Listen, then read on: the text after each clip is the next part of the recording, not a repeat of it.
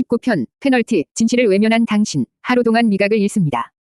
대피소에서의 하룻밤은 박민준과 김유진 사이의 모든 벽을 허물었다. 쏟아지는 폭우와 타오르는 모닥불 앞에서 서로의 가장 연약한 부분을 공유한 그들은 더 이상 서로에게 날을 세우는 낯선 이가 아니었다.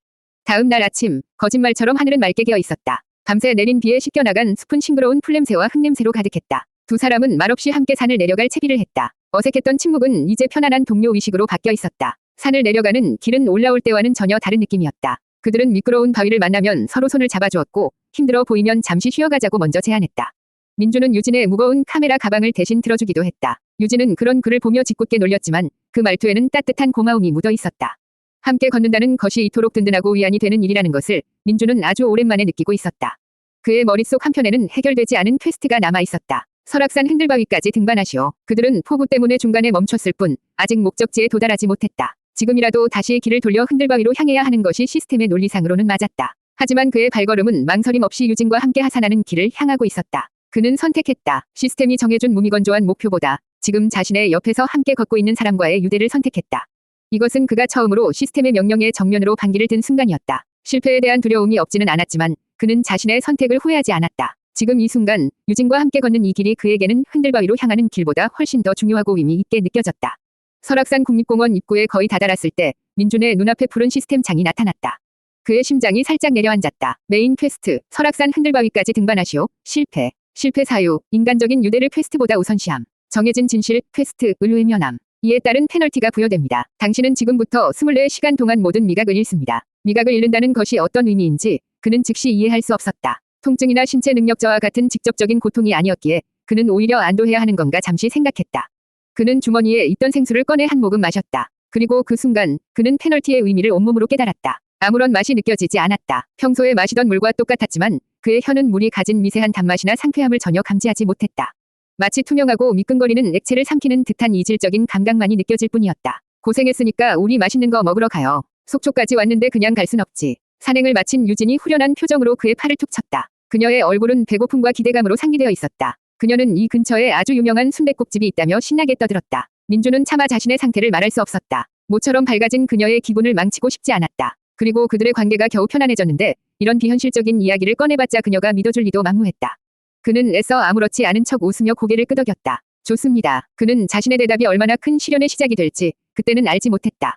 맛을 느낄 수 없다는 것은 단순히 혀가 마비되는 문제가 아니었다. 그것은 세상과 소통하는 가장 기본적인 감각 하나가 차단되는 섬뜩한 고립감이었다. 그는 유진과 함께 속초 시내로 향하는 버스에 오르며 앞으로 24시간 동안 철저한 연기를 해야만 하는 자신의 처지를 깨달았다. 따뜻한 유대감 뒤에 숨겨진 차가운 비밀. 그의 새로운 시련은 이제 막 시작되고 있었다. 20편 속초 아바이 마을. 맛이 아닌 마음으로 먹는 순대. 유진이 민준을 이끌고 간 곳은 속초에서도 유명한 아바이 마을이었다. 작은 갯배를 타고 강을 건너자 시간이 멈춘 듯한 낡고 정겨운 마을 풍경이 나타났다.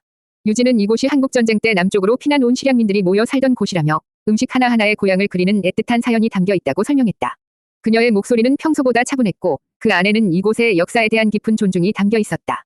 그들은 허름하지만 손님들로 북적이는 순댓국집에 자리를 잡았다. 곧 그들의 앞에 김이 모락모락 피어오르는 뚝배기와 오징어 순대, 아바이 순대가 푸짐하게 차려졌다. 유진은 눈을 반짝이며 말했다. 이게 진짜 별미예요. 함경도에서는 돼지 창자를 구하기 힘들어서 오징어 몸통에 속을 채워 순대를 만들었대요. 실향민들의 지혜와 그리움이 담긴 맛이죠. 그녀는 순대 한 점을 집어 입에 넣고는 행복한 표정으로 맛을 음미했다. 맛있다. 쫄깃한 오징어랑 고소한 소가 정말 잘 어울려요. 국물도 아주 진하고요. 민준 씨도 얼른 먹어봐요. 민준은 마주 앉아 웃고 있었지만 속으로는 식은땀이 흘렀다. 그는 아무런 맛도 느낄 수 없었다. 그는 유진을 따라 순대를 한 점 집어 입에 넣었다. 질겅거리는 오징어의 식감과 부드러운 속의 질감은 느껴졌지만 맛은 전혀 없었다. 마치 양념이 되지 않은 고무와 두부를 씹는 것 같았다. 그는 필사적으로 표정을 관리하며 맛있다는 듯 고개를 끄덕였다. 네, 맛있네요. 그의 영혼 없는 대답에 유진은 잠시 미심쩍은 표정을 지었지만 이내 자신의 즐거움에 빠져 다시 음식에 집중했다. 민주는 괴로웠다. 세상의 모든 맛있는 음식을 눈앞에 두고도 아무것도 느낄 수 없다는 사실은 생각보다 훨씬 더 큰 상실감을 안겨주었다. 그것은 세상의 즐거움으로부터 완벽하게 소외되는 경험이었다. 그때 식당 주인인 백발의 할머니가 다가와 부족한 반찬을 채워주었다. 유진은 삭삭하게 할머니에게 말을 걸었다. 할머니, 음식 솜씨가 정말 좋으세요. 고향이 함경도셨나 봐요. 할머니는 주름진 얼굴에 희미한 미소를 지으며 대답했다. 나는 여기서 태어났지. 우리 아버지가 함경도 분이셨어. 아버지는 돌아가시는 날까지 고향 땅을 그리워하셨지. 이 음식을 만들 때마다 아버지 생각이 나. 할머니는 옛날 이야기를 들려주었다. 아버지가 어릴 적 먹었던 가자미식의 맛을 잊지 못해 평생을 그리워했던 이야기. 명절이면 고향 쪽을 향해 절을 올리던 아버지의 쓸쓸한 뒷모습. 그녀의 이야기는 음식을 단순한 먹거리에서 한 사람의 인생과 역사가 담긴 살아있는 기록으로 만들었다. 민주는 숟가락을 든 채 멍하니 할머니의 이야기를 듣고 있었다. 그는 맛을 느끼지 못하는 자신의 혀를 원망하는 대신 다른 감각들을 최대한으로 끌어올렸다. 그는 귀로 할머니의 애틋한 사연을 들었고 눈으로 유진의 행복한 표정을 보았고 코로 구수한 국밥의 냄새를 맡았고 온몸으로 뚝배기의 따뜻한 온기를 느꼈다. 그리고 그는 깨달았다. 맛이라는 것은 단순히 혀끝에서 느껴지는 감각의 총합이 아니라는 것을. 맛은 기억이고 이야기이며 함께하는 사람과의 교감이었다. 그는 지금 혀로는 아무것도 맛볼 수 없었지만 마음으로는 그 어느 때보다 더 깊고 풍부한 맛을 느끼고 있었다.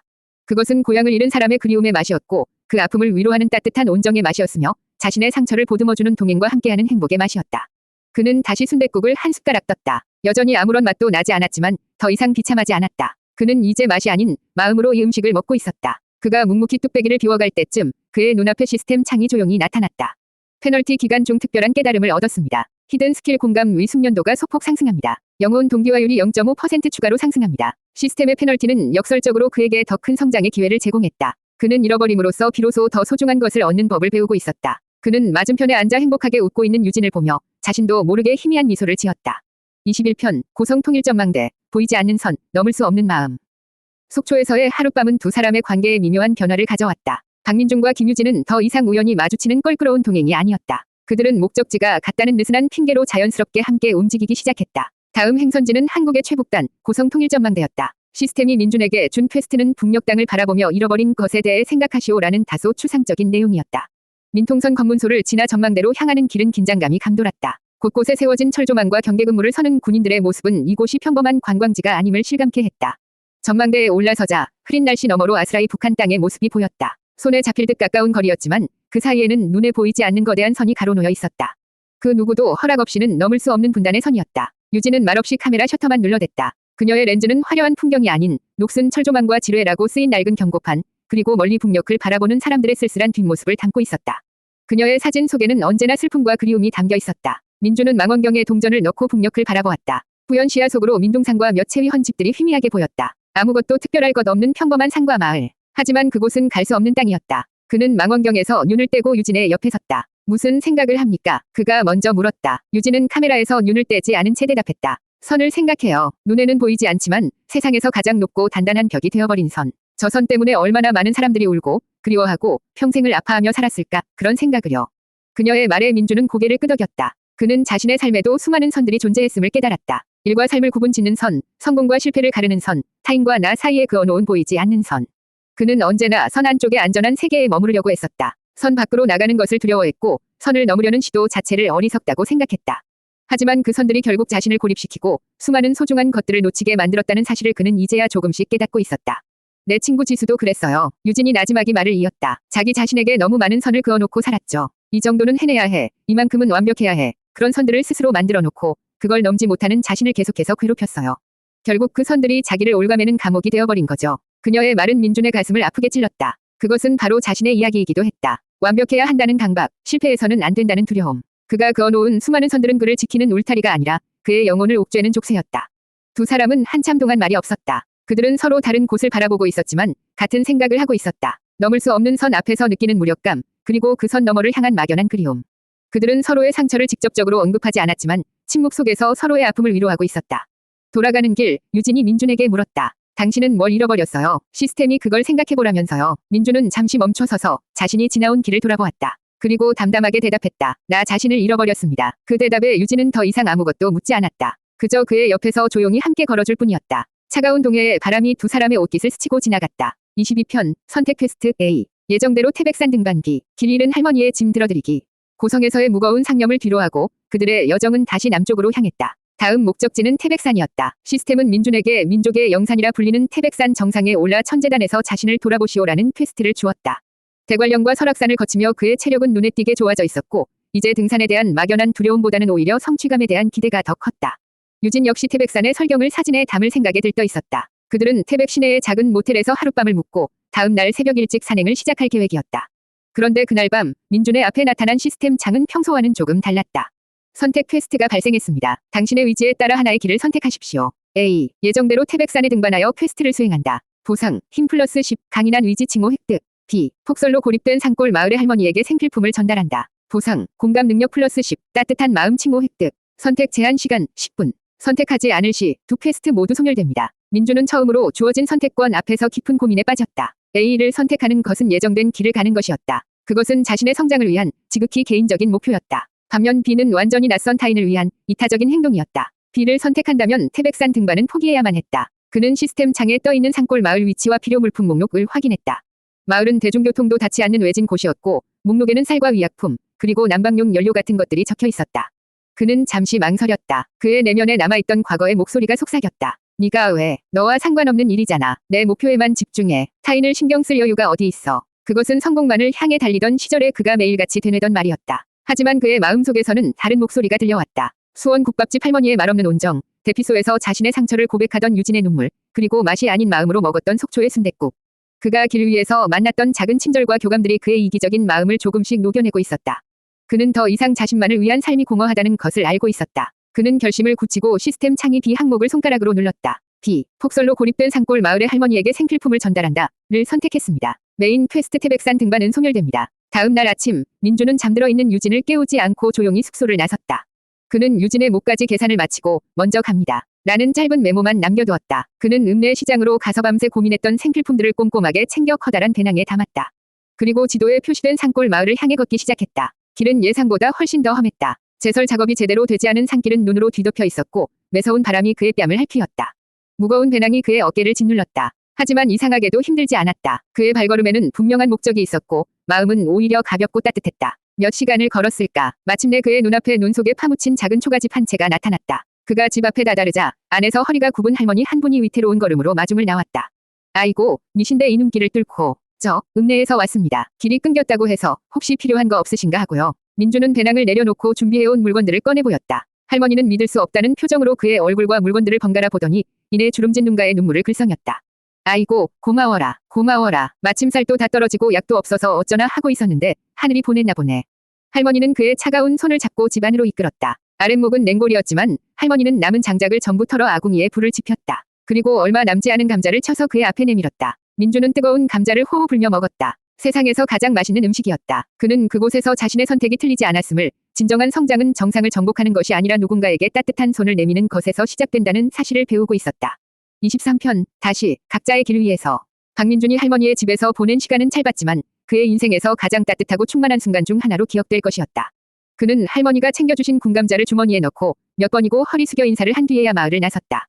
눈 덮인 산길을 되돌아 나오는 그의 발걸음은 올 때와는 비교할 수 없을 정도로 가볍고 힘찼다. 시스템은 그에게 따뜻한 마음이라는 칭호와 함께 공감 능력치를 올려주었다. 하지만 그가 얻은 가장 큰 보상은 타인의 행복을 통해 얻는 순수한 기쁨이었다. 그것은 수많은 프로젝트를 성공시켰을 때 느꼈던 성취감과는 비교할 수 없는 깊고 잔잔한 울림을 주었다. 태백 시내로 돌아온 그는 곧장 버스터미널로 향했다. 다음 목적지로 떠나기 전 혹시나 하는 마음에 유진이 묵었던 숙소에 들렀지만 그녀는 이미 떠난 후였다. 그는 그녀가 남기고 간 메모를 발견했다. 태백산 정상에서 기다리려고 했는데 바람 맞았네요. 어디서든 몸조심해요. 길 잃은 아저씨. 그녀다운 퉁명스러움 속에 희미한 걱정이 묻어 있었다. 그는 쓴웃음을 지으며 터미널로 발걸음을 옮겼다. 그가 다음 행선지에 버스표를 끊고 대합실 의자에 앉아 있을 때였다. 누군가 그의 옆에 툭 하고 앉으며 말을 걸었다. 길 잃은 아저씨, 이번엔 또 어디로 도망갈 준비를 하시는지. 김유진이었다. 그녀는 팔짱을 낀 채 짐짓 환한 표정으로 그를 쏘아보고 있었다. 민주는 놀라서 자리에서 일어날 뻔했다. 유진 씨가 여긴 어떻게는요. 메모 한 장 달랑 남겨놓고 사라진 사람이 누군데. 전화는 왜 안 받았어요? 걱정했잖아요. 그녀의 목소리에는 원망과 안도가 뒤섞여 있었다. 민주는 그제야 자신의 주머니 속에서 내내 울렸을 휴대폰의 존재를 깨달았다. 그는 머리를 극적이며 멋쩍게 사과했다. 미안합니다. 산골에 다녀오느라 정신이 없어서. 산골은 또 왜요? 민주는 더 이상 숨기거나 변명하지 않았다. 그는 태백산 등반 대신 눈 속에 고립된 할머니를 돕게 된 이야기를 차분하게 털어놓았다.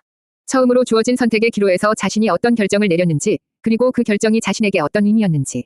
그의 이야기는 과장되거나 미화되지 않았지만 그 안에는 이전에는 볼 수 없었던 단단함과 확신이 담겨 있었다. 유진은 아무 말 없이 그의 이야기를 끝까지 들어주었다. 그녀의 눈이 조금씩 커지고 표정이 미묘하게 변하는 것을 그는 느낄 수 있었다. 이야기가 끝났을 때 유진은 잠시 동안 그를 빤히 쳐다보더니 이내 참을 수 없다는 듯 웃음을 터뜨렸다. 푹, 당신 진짜 이상한 사람인 건 알았지만 이 정도일 줄은 몰랐네.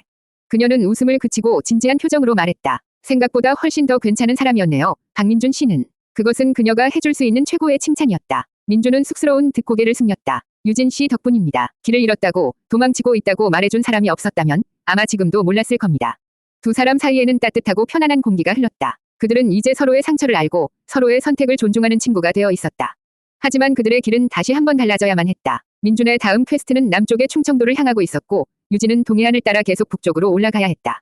그들의 두 번째 이별은 첫 번째와는 완전히 달랐다. 월정사에서의 이별이 서로에 대한 불완전한 이해와 날선 감정 속에서 이루어졌다면 이번에는 서로의 여정을 진심으로 응원하는 따뜻한 악수와 함께였다. 이제 진짜로 각자 갈 길이네요. 몸 조심해요. 또 대관령에서처럼 끙끙 앓지 말고. 유진 씨도요. 너무 사진에만 몰두하다가 스카프 또 잃어버리지 말고요. 그들은 처음으로 서로의 연락처를 교환했다. 그리고 각자의 버스에 오르기 전 마지막으로 서로를 마주보았다. 유진이 장난스럽게 웃으며 말했다. 다음에 만나면 그때는 진짜 맛있는 밥 한번 살게요. 물론 계산은 길 잃은 아저씨가 하는 걸로. 민준도 마주 웃었다. 그의 인생에서 가장 길고 어두웠던 터널의 끝에서 마침내 함께 웃을 수 있는 친구 한 명을 얻은 것이었다. 24편 대전역 플랫폼 개발자를 보고 덮쳐온 공황. 김유진과 헤어진 후 박민준은 다시 혼자가 되었다. 하지만 그의 발걸음은 더 이상 외롭거나 불안하지 않았다. 그는 주머니 속 휴대폰에 저장된 유진의 이름을 보며 세상 어딘가에 자신의 여정을 응원해주는 사람이 있다는 사실에 큰 위안을 얻었다. 그는 시스템이 안내하는 대로 충청도 땅을 밟았다. 며칠 동안 그는 부여의 백마강을 거닐고 공주의 공산성에 올라 옛 백제의 숨결을 느끼기도 했다. 그의 마음은 놀라울 정도로 평온했다. 이제 정말 과거의 트라우마를 극복하고 새로운 삶을 살 수 있을 것만 같았다. 그의 다음 목적지는 대전이었다. 그는 대전역에서 다른 도시로 이동하는 기차를 기다리고 있었다. 평일 오후의 플랫폼은 사람들로 붐볐다. 여행객, 군인, 비즈니스맨. 각자의 목적지를 향해 바쁘게 오가는 사람들의 활기찬 모습 속에서 그는 더 이상 이질감을 느끼지 않았다. 그는 이제 자신 역시 그들처럼 자신만의 목적지를 가진 여행자라고 생각했다. 그는 잠시 벤치에 앉아 쉬기로 했다. 그때 그의 시야에 한 남자가 들어왔다. 20대 후반쯤으로 보이는 뿔테 안경을 쓴 남자였다. 그는 벤치에 앉아 무릎 위에 최신형 노트북을 올려놓고 있었다. 그의 손가락은 보이지 않을 정도로 빠르게 키보드 위를 움직였다. 화면에는 민준에게 너무나도 익숙한 수만 줄의 코드가 빽빽하게 들어차 있었다. 남자의 옆에는 에너지 드링크 캔 서너 개가 널브러져 있었고 그의 얼굴은 잠을 자지 못해 하얗게 떠 있었다. 초조한 듯 다리를 떨고 가끔씩 마른 입술을 깨무는 모습까지. 그것은 완벽하게 3년 전이 박민준 자신이었다. 그 모습을 보는 순간 민준의 세상이 무너져 내렸다. 괜찮다고 생각했던 모든 것이 거짓말처럼 사라졌다. 그의 심장이 갑자기 미친 듯이 뛰기 시작했다. 목이 조여 오는 것처럼 숨을 쉴 수가 없었다. 플랫폼의 소음이 갑자기 수십 배는 커져서 그의 귓속을 파고들었다. 사람들의 웅성거림, 기차의 경적 소리, 안내 방송 소리가 뒤섞여 날카로운 비명이 되어 그의 뇌를 핥히었다. 경고, 과거 트라우마 재발, 정신적 안정성 급락, 영혼 동기화율이 급격히 하락합니다. 3.0%, 2.5%, 2.0%, 시스템 창이 붉은색으로 번쩍이며 경고 메시지를 쏟아냈다. 하지만 그는 그것을 제대로 읽을 수도 없었다. 그의 눈앞이 빙글빙글 돌기 시작했다. 그는 더 이상 대전역 플랫폼에 있는 것이 아니었다. 사방이 막힌 답답한 사무실, 꺼지지 않는 모니터 불빛, 그리고 마감 시간에 대한 끔찍한 압박감. 그가 필사적으로 도망쳐왔던 과거의 지옥이 그의 발목을 붙잡고 다시 끌어당기고 있었다. 식은땀이 등을 타고 흘러내렸다. 손발이 차갑게 식고 온몸이 사시나무처럼 떨렸다. 이대로 정신을 잃을 것만 같았다. 그는 비틀거리며 자리에서 일어났다. 사람들로부터 벗어나야 했다. 아무도 없는 곳으로 숨어야만 했다. 그는 플랫폼 구석에 기둥 뒤로 몸을 숨기고 그대로 주저앉았다. 그는 무릎 사이에 얼굴을 묻고 필사적으로 숨을 골랐다. 들숨, 날숨. 괜찮아. 여긴 대전역이야. 사무실이 아니야. 그는 계속해서 스스로에게 되뇌었지만 공포는 쉽게 가라앉지 않았다. 그가 타야 할 기차가 요란한 소리를 내며 플랫폼으로 들어왔다. 사람들이 줄을 서서 기차에 올랐다. 문이 닫히고 기차는 미끄러지듯 플랫폼을 떠나갔다. 그는 움직일 수 없었다. 기차를 놓쳤다는 사실보다 애써 쌓아 올렸던 치유의 탑이 한순간에 무너져 내렸다는 절망감이 그를 덮쳤다. 그는 한참 동안 기둥 뒤에 웅크리고 있었다. 모든 사람들이 떠나고 텅 비어버린 플랫폼 위에서 그는 지독한 무력감과 싸워야만 했다. 그는 이제 막 첫걸음을 떼었을 뿐이었다. 그가 도망쳐온 과거라는 괴물은 여전히 그의 등 뒤에서 서늘한 그림자를 들이우고 있었다. 진정한 싸움은 아직 시작조차 하지 않았다는 사실을 그는 뼈저리게 깨닫고 있었다.